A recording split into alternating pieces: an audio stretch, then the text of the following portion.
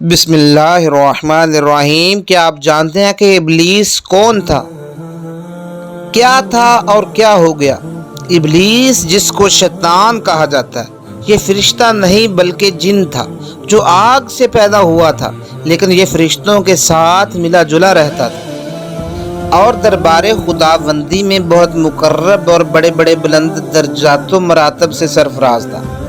حضرت کعب بن احبار رضی اللہ تعالی عنہ کا بیان ہے کہ ابلیس 40,000 برس تک جنت کا خزانچی رہا اور 80,000 برس تک ملائکہ کا ساتھی رہا اور 20,000 برس تک ملائکہ کو وعظ سناتا رہا اور 30,000 برس تک مقربین کا سردار رہا اور 1,000 برس تک روحانیین کی سرداری کے منصب پر رہا اور 14,000 برس تک عرش کا طواف کرتا رہا اور پہلے آسمان میں اس کا نام عابد، دوسرے آسمان میں زاہد، تیسرے میں عارف، چوتھے میں ولی، پانچویں میں تقی، چھٹے میں خازن اور ساتویں آسمان میں عزازیل تھا اور لوح محفوظ میں اس کا نام ابلیس لکھا ہوا ہے اور یہ اپنے انجام سے غافل اور خاتمہ سے بے خبر تھا۔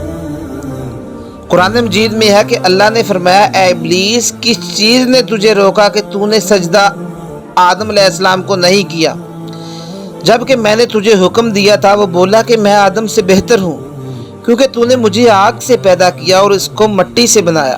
اللہ نے فرمایا کہ تو یہاں سے اتر جا، تجھے کوئی حق نہیں پہنچتا کہ تو یہاں رہ کر غرور کرے، نکل جا، تو ذلت والوں میں سے ہے۔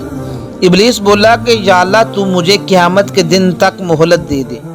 اللہ نے فرمایا تجھے مہلت ہے؟ وہ بولا کہ خداوند قدوس، قسم ہے اس کی کہ تو نے مجھے گمراہ کیا کہ میں ضرور تیرے راستے سے، سیدھے راستے سے تیرے بندوں کی طاق میں بیٹھوں گا، پھر ضرور ان کے آگے، ان کے پیچھے، ان کے دائیں، ان کے بائیں سے ان کے پاس آؤں گا اور بہکاؤں گا، تو اے اللہ، تو اپنے اکثر بندوں کو شکر گزار نہ پائے گا۔ اللہ نے فرمایا کہ اے شیطان، تو یہاں سے نکل جا، تو مردود ہے، تو راندہ ہوا ہے۔ جو میرے بندوں میں سے تیرے کہے پر چلے گا، میں ضرور تم سبوں سے جہنم کو بھر دوں گا۔